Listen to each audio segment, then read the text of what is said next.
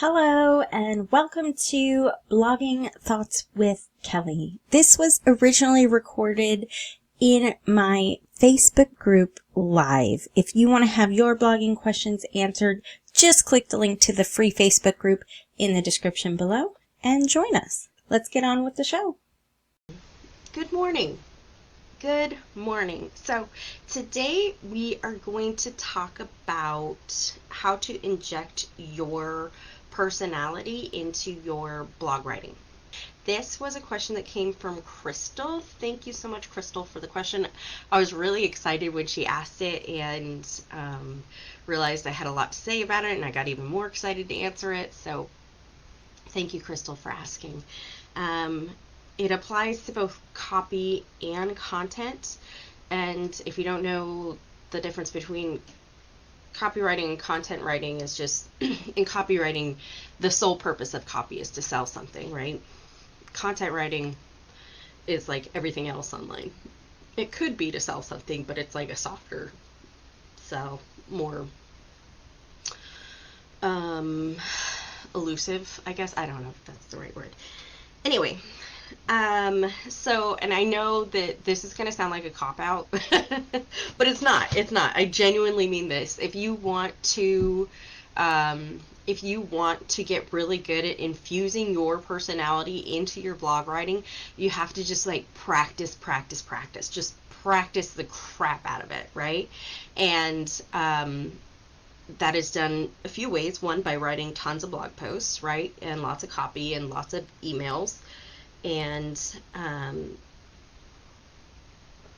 while you are writing them, keeping in mind that you want them to sound like you. So if you're on there and they're kind of sounding blah, which is like a phenomenon that happens. So you're not alone in this. When we sit down at a computer and start writing, for some reason we like switch into formal mode. I don't know if it's like we're reverting back to fourth grade and we've got Miss Wheeler standing over us with a ruler telling us to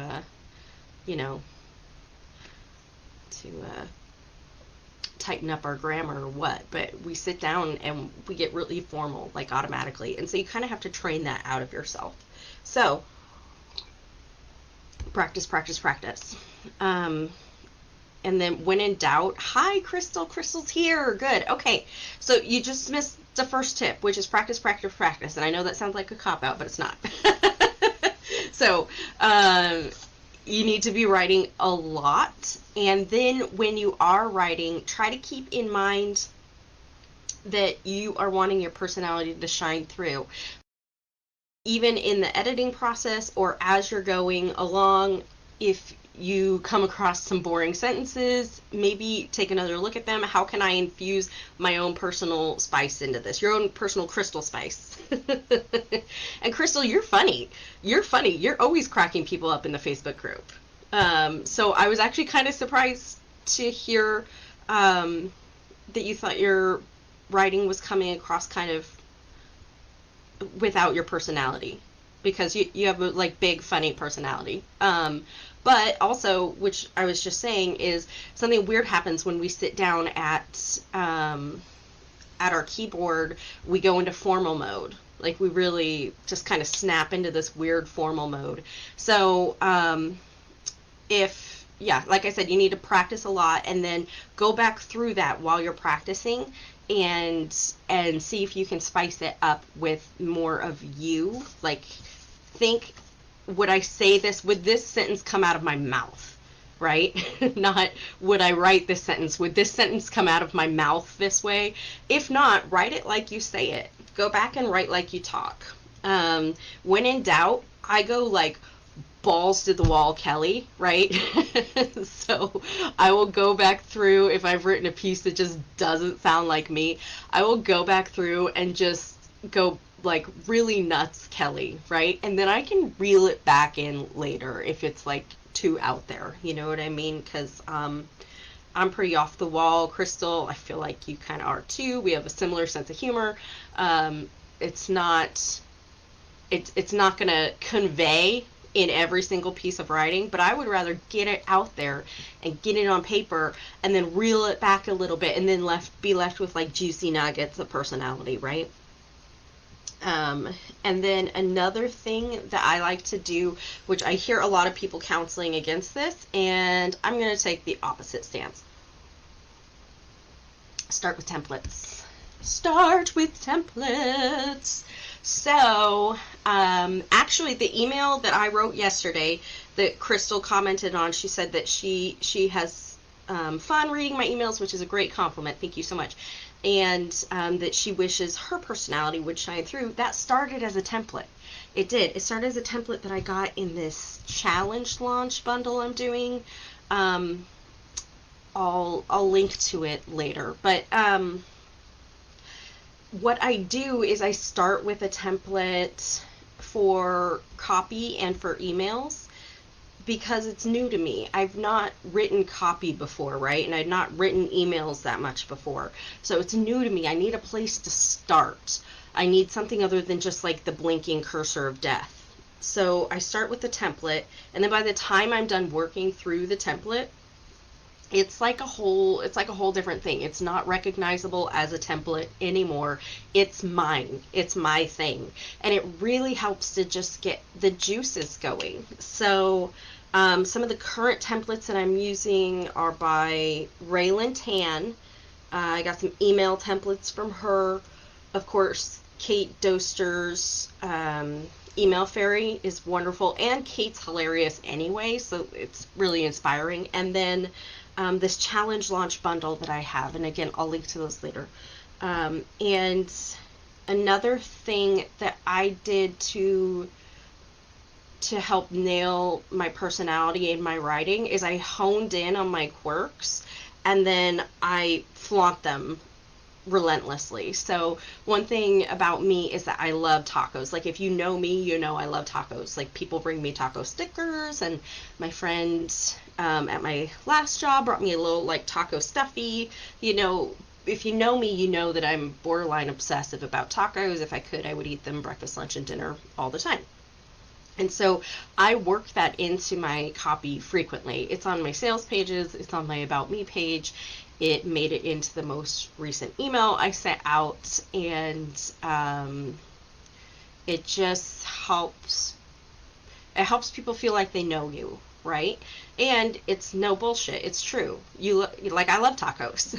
Crystal, you love Alice from Alice in Wonderland. Like, maybe that's something that you could hit on the head over and over and over, and they'll be like, oh, Crystal, she's the one that loves Alice in Wonderland. She's so relatable. I love her personality. You know what I mean? Just really get clear on your fun quirks and bring them up all the time.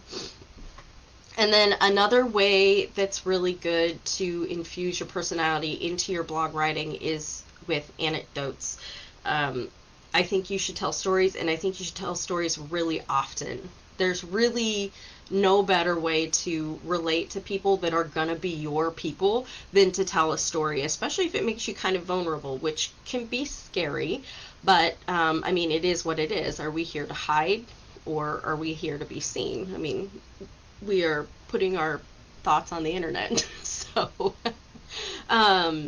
So yeah, one of the quickest ways to relate with people that are going to be your people, like your ride or die crew, is to tell lots of stories, and, you know, make them real stories, otherwise it doesn't count.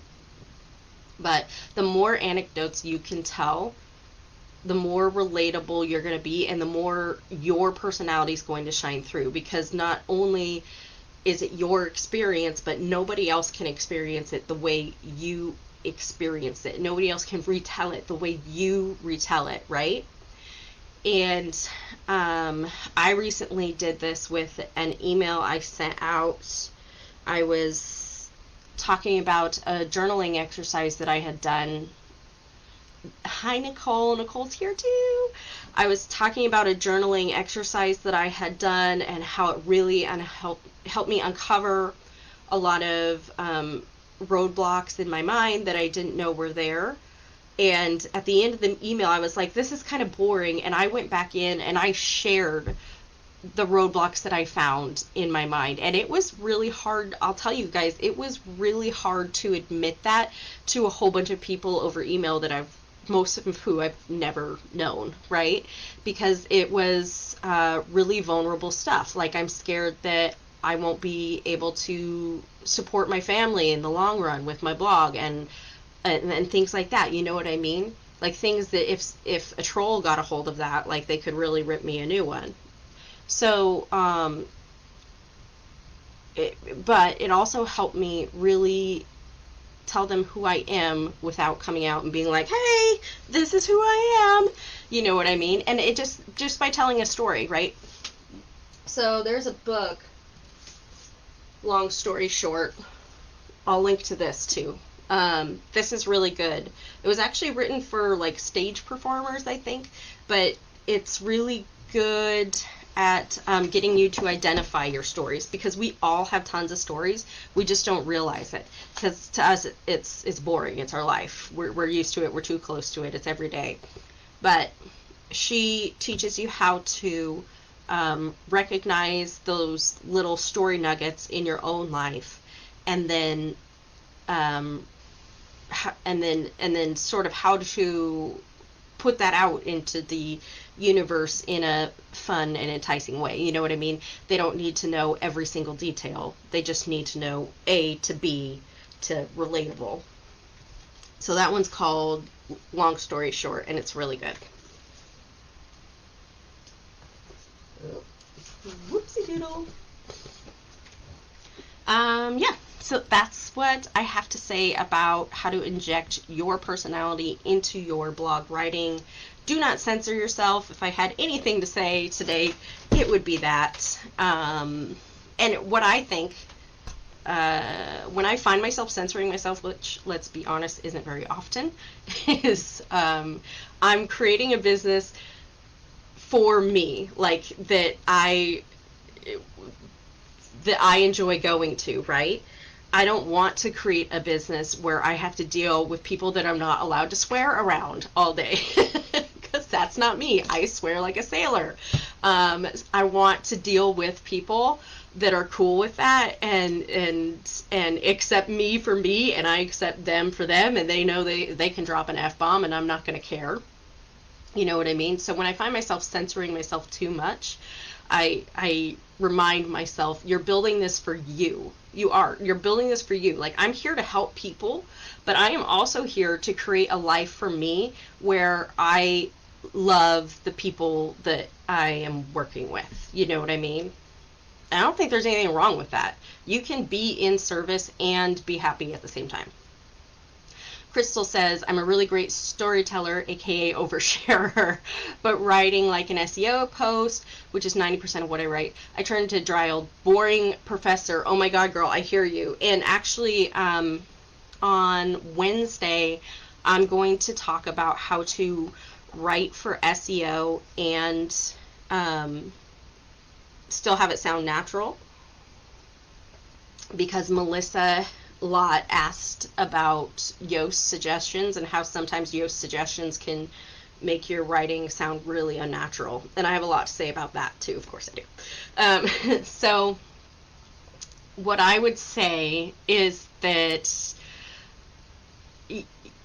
they can be fun. I know what you mean, because I've done my fair amount of SEO blog writing too. Like, how much fun can you have when you're describing what a web host is to somebody? But there are ways to make it fun. I get kind of crazy with the metaphors sometimes, and I also like to, this might be a little outside of writing, but in those instances, I make a lot of Canva images that are kind of fun. And I can put an example of one in the group, but they're just sort of more light-hearted examples of, like, for example, what a web host is, right? There are ways to have fun with really boring subjects, and if you do that, your audience is going to freaking love you. They're going to love you for that. They're going to be like, oh my god, I was so bored, and this is kind of funny. I'm glad I came here, right? They're going to remember that.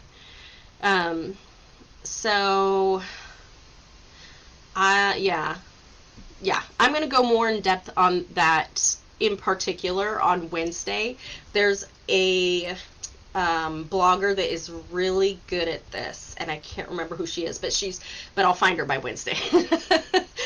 She takes like seemingly 100% unrelated stories, and then she usually uses them as her intro, and she takes them and she relates them to whatever SEO topic she is writing about, and then she kind of carries it through, so it's a common theme throughout the whole post, and it makes it really entertaining. It makes you feel like you know her because her personality is so there, and you also learn what you're there to learn, right?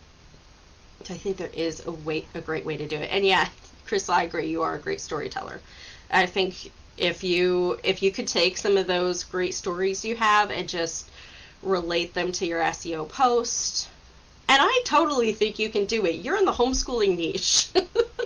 I think this is 100% doable for you, because you know what? There is a whole bunch of moms out there who have like an off-the-wall sense of humor, who also want to homeschool their kids, and they don't want it to be like boring and blah the whole time, right? Yeah, I totally think you can do that. And I was actually considering, it's funny because all of the blog or the Facebook Live topics that you guys suggested, I was already thinking about creating some sort of product around, like a workbook or a mini course or something. And so I have been mulling over how to create some sort of product that would teach people to write like they talk, and to really inject their own personality into their blog writing, be it copy, email, content creation, whatever. So yeah. Thank you again for the topic suggestion. This was a really exciting one. I wish I could talk about it all morning. If you guys have any other questions, leave them in the chat box here in the Facebook group. I'm not sure.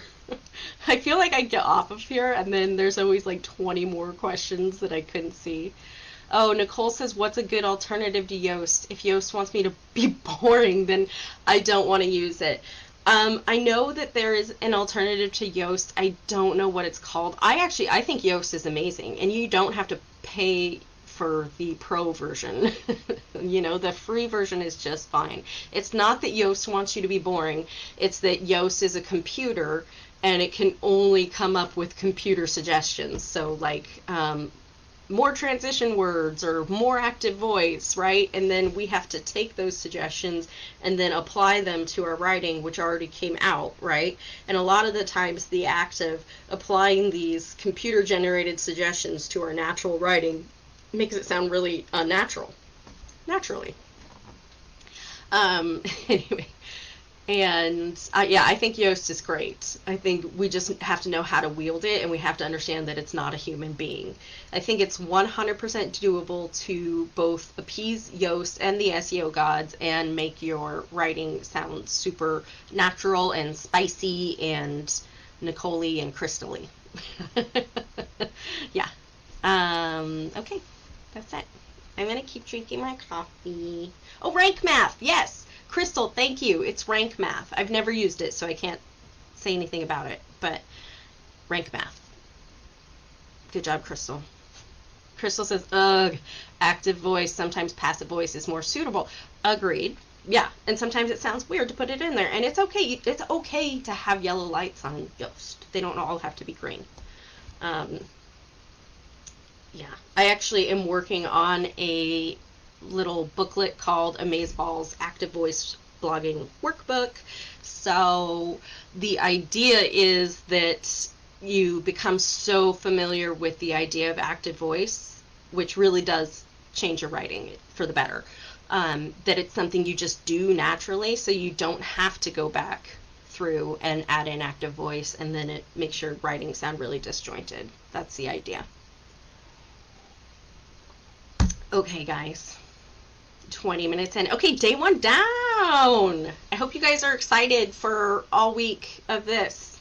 Tomorrow's topic is something.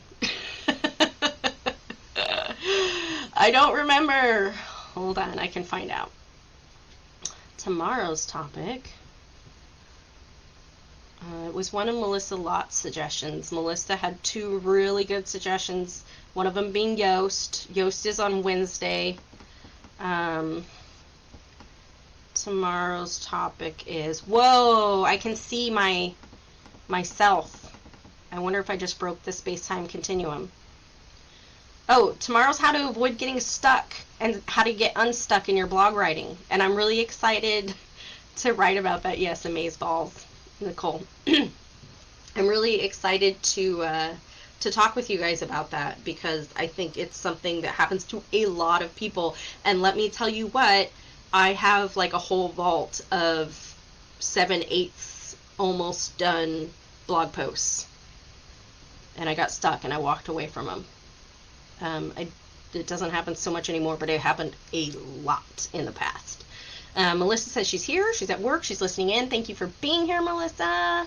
Crystal says she ignores the readability except for like to be verbs and repetitive beginnings and sentences that were unintentional. Yes. Yeah. I do too, because especially with the repetitive beginnings, because sometimes you want the repetitive beginnings, right, for your headers, for SEO purposes, as long as you're not like saturating it. I think it's totally called for and natural. Yeah, Crystal, we're going to be talking about not getting stuck tomorrow. So what would happen to me, and I know Melissa's listening at work, so she might not be able to chime in, but what would happen to me is that I would get to like almost the end of a post or to the editing stage of a post, and for whatever reason I would get stuck on something that would keep me from ever finishing and publishing the post. So it would sometimes during the editing process, it would be the mean girl inside my head, our super hypercritical voice inside our head saying this sucks, this sucks, this sucks. And instead of walking away from it and then coming back, I would just walk away from it and never come back. So that's an example of how you might get stuck and never finish a blog post. Yes, she says she thinks she's got about 20 herself, so you can relate. Yeah, I think all bloggers do, right? And then I also wanted to touch on how to get unstuck once you are stuck, which is something I also have a lot of thoughts on. Okay, guys. Bloggers, you're the best, you're the best, you're the best. Thank you for being here all the time. I have so much fun talking to you guys. I will see you tomorrow, and we'll unstuck ourselves. Okay, bye-bye.